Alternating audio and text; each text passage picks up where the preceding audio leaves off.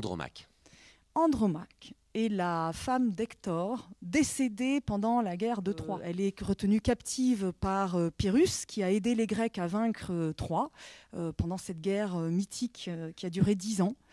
Donc elle est sa captive à ce tyran, ce guerrier sanguinaire, qui tombe amoureux d'elle. En quoi cette pièce est actuelle ?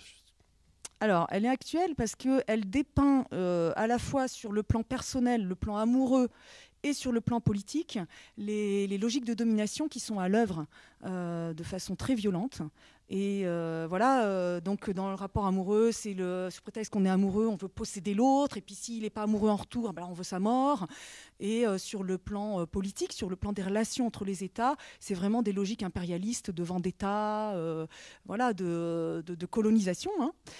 donc ça résonne très très fort toujours de nos jours. Alors, le fait que ce soit écrit en vers. Cette écriture, elle est non seulement un fleuron de la langue française à l'écrit, avec une beauté des tournures, une concision, etc., mais elle est à l'oral extrêmement vivante et dynamique. Et quand il s'agit de posséder l'autre, d'être en colère, de pleurer, d'être amoureux, que ce soit en 1200 avant Jésus-Christ, au XVIIe siècle, quand Racine a écrit, ou en 2023, c'est toujours pareil. La question de l'amour, justement, de ce rapport aussi de domination en amour, c'est ça aussi que montre la pièce ? Oui, absolument. Ah oui, ils sont impitoyables, les rapports amoureux. Que ce soit sur le plan politique ou de possessivité de l'autre dans les rapports amoureux, c'est quand même, ce sont les hommes qui sont les acteurs de ça. Donc c'est aussi une critique du patriarcat. En 2023, moi, j'y vois ça. Songe ces filles à cette nuit cruelle qui fut pour tout un peuple une nuit éternelle.